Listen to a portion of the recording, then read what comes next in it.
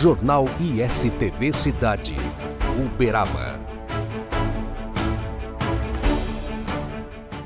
Estamos de volta com o ISTV Cidade, noticiário da família uberabense, hoje recebendo aqui a visita e a aula, a instrução desta craque do direito, que é a doutora Mônica Cecílio. Muito obrigado por aceitar o nosso convite, participar do ISTV Cidade, doutora. Eu que agradeço o convite, me sinto muito honrada de poder estar aqui ao seu lado, Paulo, um profissional extremamente experiente, a gente vê isso, e também passar informação para aquelas pessoas, o telespectador, que é da ISTV. Certo, isso mesmo. Olha, aqui como nós estamos numa TV educativa, a gente sempre prima pela informação educativa de qualidade, com pessoas que realmente conhecem.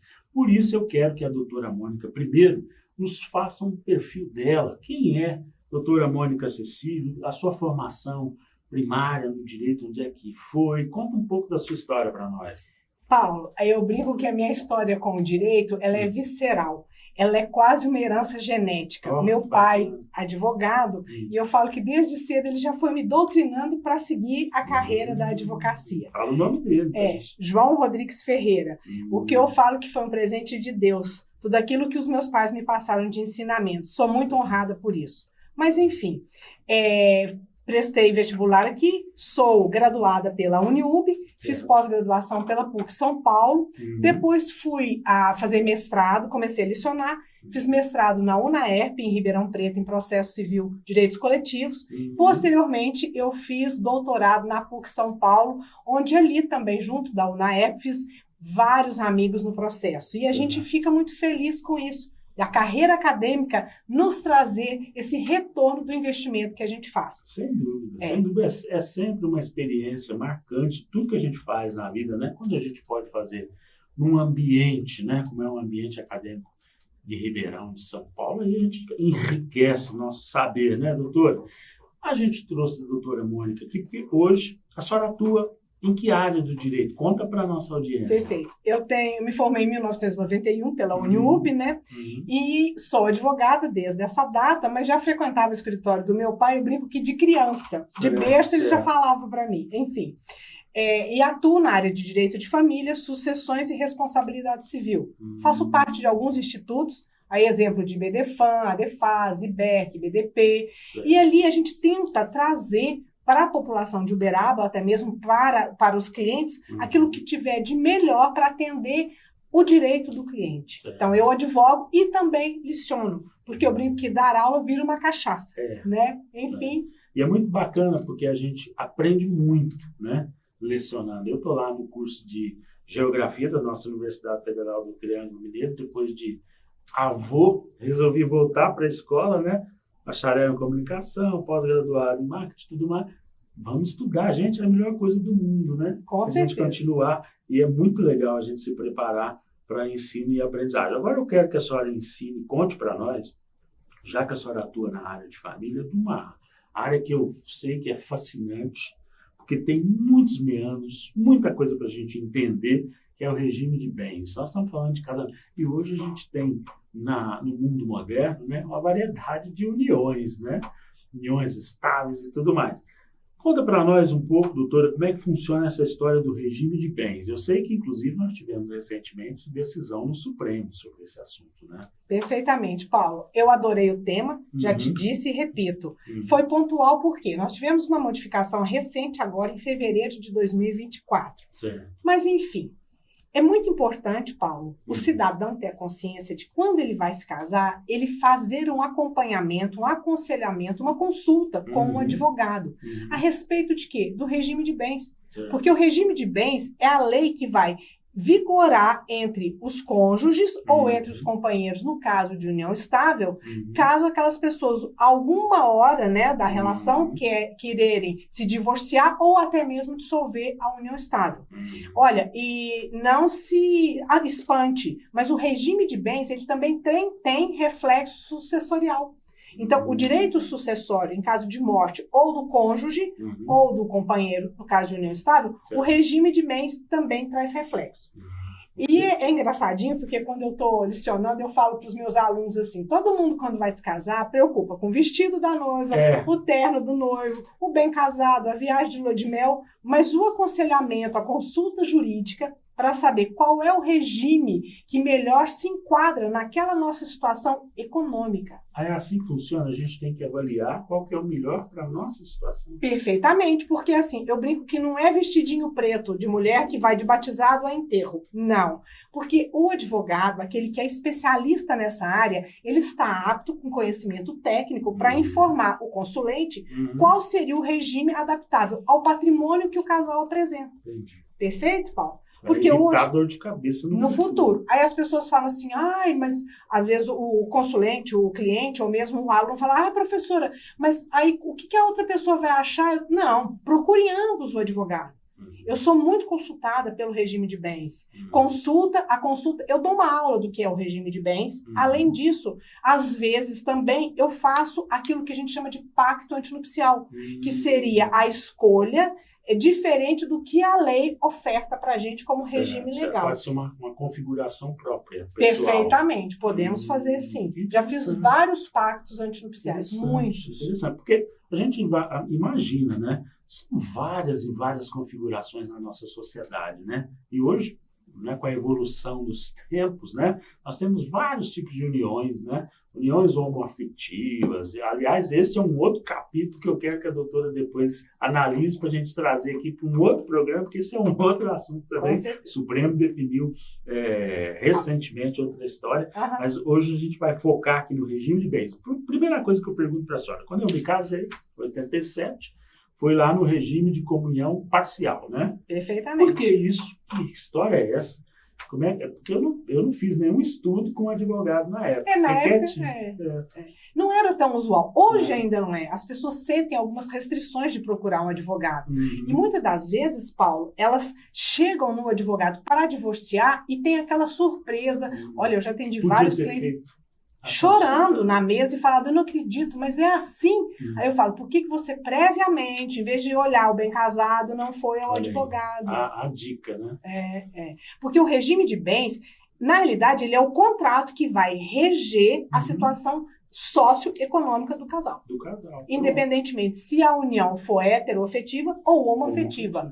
Ali serão as regras que os dois têm que cumprir em razão do dinheiro. Com relação à aquisição de patrimônio, à venda de patrimônio, a dívidas assumidas durante o casamento, a patrimônios que vão herdar, que vão chegar em razão do falecimento de algum parente, é muito importante o cidadão ter noção da importância, da valoração do regime de bens. Não pode se fugir disso. Senão vai ter aquela surpresa quando do divórcio ou se não quando do direito sucessório. Aí a questão do seguro de vida também. Tudo, implica em tudo. Então nós temos primeiro duas facetas. Primeiro, o regime de bens ele vai vigorar durante o casamento, vai ter influência quando do divórcio e quando do falecimento de um dos dois. Certo. Porque o regime de bens, o que seria também, eu acho muito interessante para uma próxima pauta, o regime de bens, ele na verdade, ele vai influenciar no direito sucessório. Pelo Código de 2002. Discutir a herança. Perfeitamente. O que é uma surpresa para todo mundo. Fala, nossa, mas eu vou herdar junto com os filhos do falecido marido? Nossa, eles vão dividir o patrimônio comigo? Mas como é isso? Então, para que não haja essa surpresa, essa consulta preventiva e esse seu modo de agir, de trazer entrevistados aqui para levar à população esse conhecimento, desperta isso. E ajuda a pessoa a formar essa compreensão, né? Perfeitamente. Preparar melhor, né? Os seus dias. Com certeza. E nós tivemos uma mudança agora recente. Sim, conta para nós. 1º de fevereiro de 2024, com relação ao regime de bens para aqueles septuagenários. Mas antes de eu adentrar nesse assunto, posso fazer uma parte? Sim, claro. Então vamos lá. Nós temos 4 regimes de bens na nossa legislação. Ótimo. Quais são os regimes? Regimes de comunhão universal de bens, regime de comunhão parcial de bens, regime de separação de bens e regime de participação final nos aquestos. Vamos pelas exceções?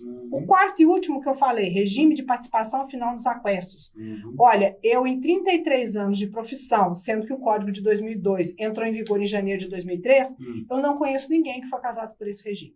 Eu queria saber o que significa isso. Pois é. Regime, o nome já é complicado. Nós importamos isso do direito europeu.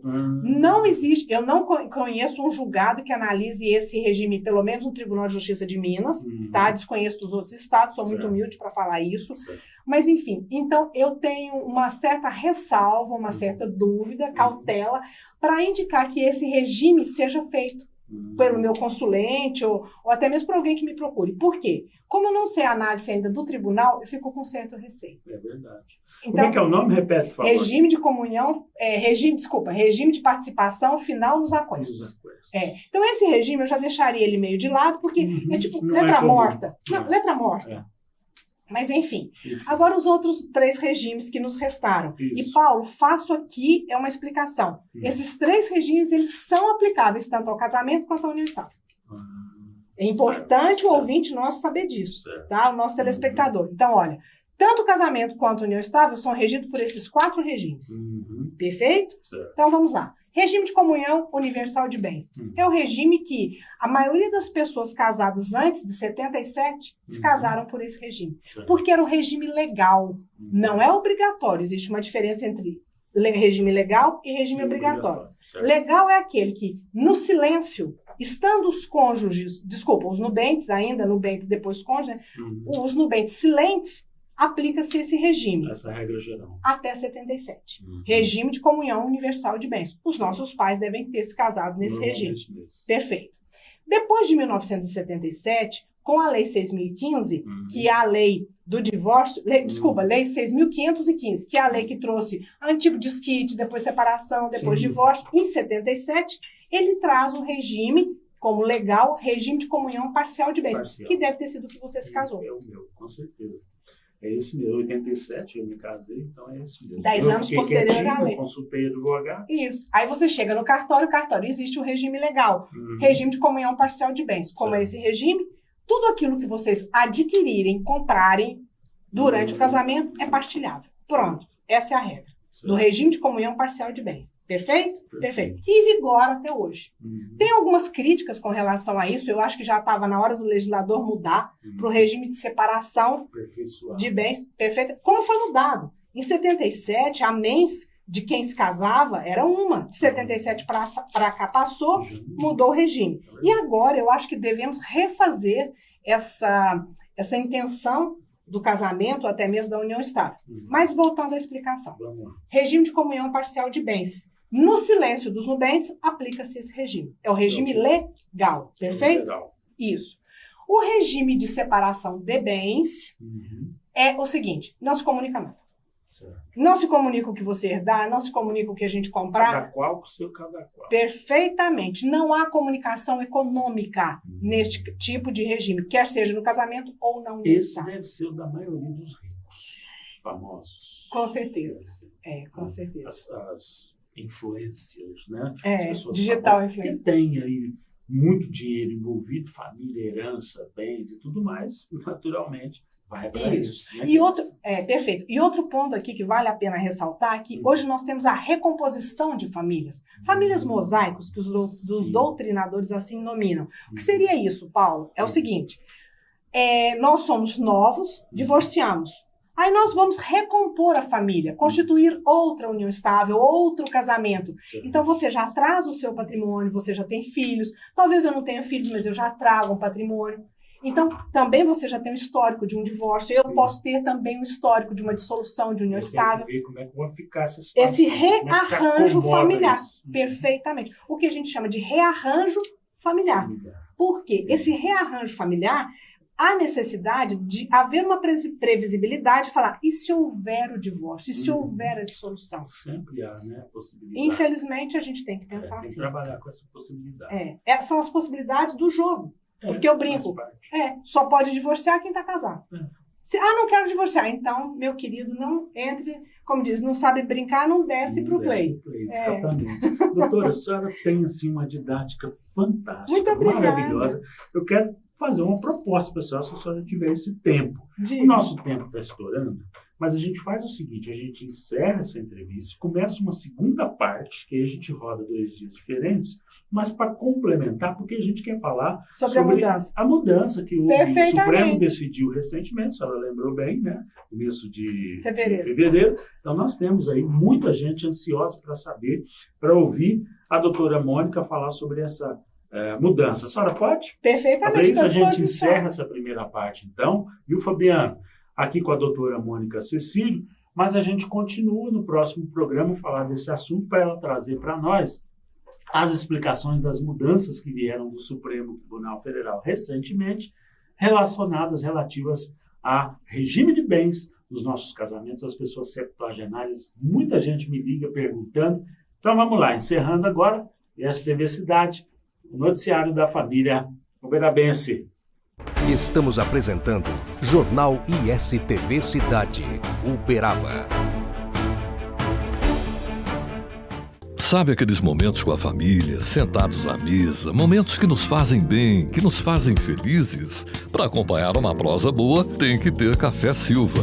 Café puro, direto da roça, produzido com tecnologia sem contato manual. Para uma qualidade diferenciada, deixa a gente fazer parte desses momentos da sua vida. Telefone 034 991 59 39 39, atendendo toda a região. Café Silva, cada vez melhor.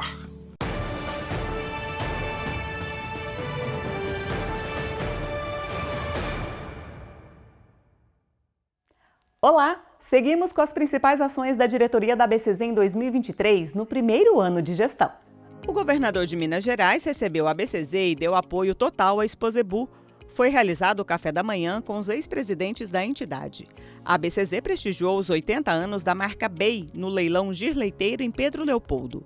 Parte da diretoria marcou presença na abertura oficial da Expo Barretos. Representantes da entidade integraram a Assembleia Geral Mensal do IPA em Brasília, com o ministro Fávaro e o presidente da CNA, João Martins.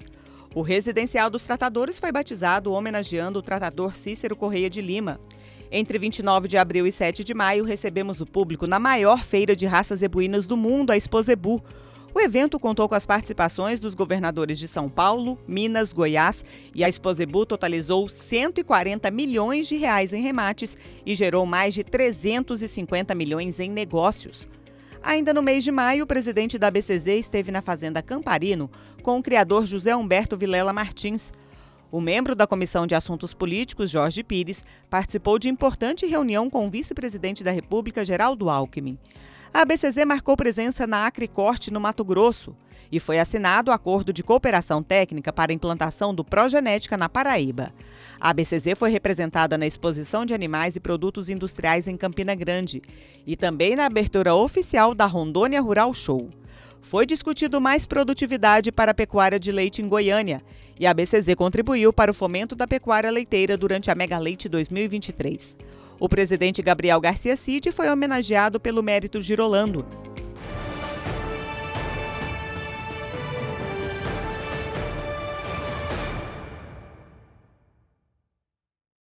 Voltamos a apresentar Jornal ISTV Cidade, Uberaba. Estamos de volta com o ISTV Cidade. A equipe ISTV traz para você uma cobertura completa sobre a paralisação dos servidores municipais de Uberaba, em que fizemos cobertura ouvindo sindicatos, servidores e também a administração municipal sobre o movimento que reivindica melhores salários para os servidores públicos. Confira. Bom, primeiro que tem que parabenizar o servidor que teve coragem de vir aqui, porque muitos ontem até me disseram o seguinte: vereador, eu quero muito participar do movimento, mas eu estou com medo, até porque nas últimas horas que antecederam aí esse início de movimento grevista, supostamente vazou um documento falando sobre advertência pedagógica, sobre o servidor que não adota as condutas que estão escritas nas cartilhas dos bons costumes do servidor. Isso é uma vergonha. Apostar 3,71 e dizer que isso vai ser muito bem aceito é uma vergonha. E eles estão corretos, estão mais do que prontos para esse embate. É importante a gente ressaltar que, como relator da Comissão de defesa do consumidor, de defesa do servidor da Câmara Municipal, nós temos que estar aqui, inclusive, ouvindo eles. Nós temos hoje uma Câmara diferenciada com 21. Cadê os outros que deveriam estar aqui, que inclusive são servidores? É uma pena que a gente tenha que ver um movimento como esse em Uberaba, mas é uma pena olhando para o lado do servidor. E até agora eu não vi ninguém da prefeitura ousando vir aqui pelo menos conversar. Cadê a Secretaria de Administração? Cadê a própria prefeita para vir aqui e conversar com essas pessoas? É lamentável o caminho que Uberaba está tomando com relação ao servidor. Lá no CEMEI, onde que eu trabalho, apenas uma servidora não aderiu à greve, o restante estamos todos no movimento, estamos bem participativos e esperançosos. Você acha a reivindicação que está sendo feita aqui justa? Justa e necessária, visto que hoje está faltando dezenas e dezenas de funcionários dentro das escolas e está sobrecarregando o nosso serviço. Qual é a reivindicação que trouxe os servidores para essa paralisação no dia de hoje, começando aqui? A nossa reivindicação é a pauta que foi aprovada em Assembleia, discutimos 3 vezes com a prefeita e seu grupo, e não houve avanço, que ofereceu 3,71 e 4% no ticket, então não há avanço. A gente reivindica pelo menos a perda, os 10%, 3,71 mais 6 do ano passado, já chegamos a 10% e 20% no ticket. A prefeita alega que é um ano eleitoral e ela não tem condição de dar esse reajuste.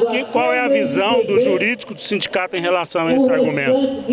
Não, isso nós levamos na mesa também, discutimos, e a prefeitura reconheceu que pode dar reajuste até dia 5 de abril. Então ela está a par disso aí, pode dar aumento. Acho que o movimento então vai ter sucesso, fazendo com que a prefeitura veja a força do servidor? Esperamos que a prefeita se sensibilize com o servidor e nos atenda o mais rápido possível para chamar na mesa e continuar a negociação. Qual é a resposta que a prefeitura dá para o servidor público que está ali de braços cruzados, reivindicando um aumento salarial acima do percentual que foi apresentado pela prefeita, dizendo que o executivo pode pagar mais? Olha, a resposta que a gente tem para eles é dizer que a prefeitura vai continuar trabalhando para que a gente possa conseguir, num futuro próximo, melhorar essa condição, obviamente. Nesse momento, a proposta que foi apresentada é a capacidade que a prefeitura tem de cumprir. Nós pagamos salário dentro do mês, pagamos tico, não temos salários atrasados, não temos fornecedores atrasados, é a capacidade da prefeitura. Ao longo de 21 até o presente momento, várias melhorias foram feitas, revisão de plano de carga e salário, eles tiveram aumento em 2022 de 12%, 8% em 2023, mas nesse momento a capacidade financeira impacta muito. Então, e a prefeita deixou claro que nesse ano eleitoral não iria fazer nenhuma atitude eleitoreira, não é esse estilo de política dela e nem do nosso governo. Então o nosso governo continua com a comissão permanente fazendo os estudos, melhorando a questão do plano de cargos e salários, porque eu costumo dizer que o plano de cargos e salário que foi implantado lá em 2015, fazendo 9 anos esse ano, é um plano conceito, que ele tem que ser permanentemente discutido pelo próprio servidor, que é quem forma essa comissão, para que a gente possa ter as melhorias futuras. Agora, óbvio que a gente não vai agradar a todos, claro que não vai, mas o ticket em 2021 era 570, hoje é R$1.000, então teve grandes avanços que não foram só da administração, foi a administração junto com os servidores. Então os servidores também faz parte dessas melhorias que teve durante esses 3 anos de governo. Agora, nós continuamos estudando, continuamos fazendo nossas revisões para que possa melhorar no futuro. Com certeza, a gente entende e é natural que vai ter greve, porque se o servidor também não estiver junto com o sindicato nesse momento reivindicando, as melhorias também não vão chegar a contento, mas todas as carreiras a gente teve uma melhoria sim. Não é talvez o que gostaria, mas a gente conseguiu evoluir. O sindicato alega que é possível haver um percentual melhor para voltar a sentar na mesa de negociação. Já é determinado pela prefeita que não vai haver negociação. Como é que está nesse momento essa posição? A questão não é determinada pela prefeita, a questão ela é financeira. Você tem uma equipe econômica que faz as projeções, então é essa projeção que dá o norte à prefeita para tomar a decisão. Então o que a gente tinha que oferecer é dentro das condições que a prefeitura consegue pagar. Então eles gostariam de receber mais, essa é a verdade, não que possa pagar mais. Se pudesse pagar, não teria greve, nós não estaria passando esse desgaste que está aí. Então existe uma equipe econômica, um comitê que faz esse estudo, dentro dessa situação a projeção é essa. Nós continuamos trazendo para você atualizações sobre a paralisação dos servidores municipais, sempre com informação de utilidade pública e também informação educativa no ISTV Cidade. E assim chegamos ao fim de mais esta edição do ISTV Cidade, o noticiário da família uberabense. Jornal ISTV Cidade, Uberaba. Jornal ISTV Cidade. Notícias exclusivas de Uberaba todos os dias, aqui na ISTV, ao meio-dia e às 8h30 da noite. Uberaba, terra de gigantes, a cidade dos dinossauros, de Chico Xavier e do Gado Zebu, integra a programação da ISTV. Vamos mostrar Uberaba e todo o seu potencial de turismo, desenvolvimento econômico, polo de excelência em saúde, educação e muito mais. A população de Uberaba agora junta-se à rede ISTV, com mais de 150 milhões de telespectadores em todo o Brasil. Através das antenas parabólicas, TV digital via satélite, TVs conectadas e TV a cabo. Segunda a sexta-feira, ao meio-dia e às 8h30 da noite. ISTV Cidade, o noticiário da família uberabense.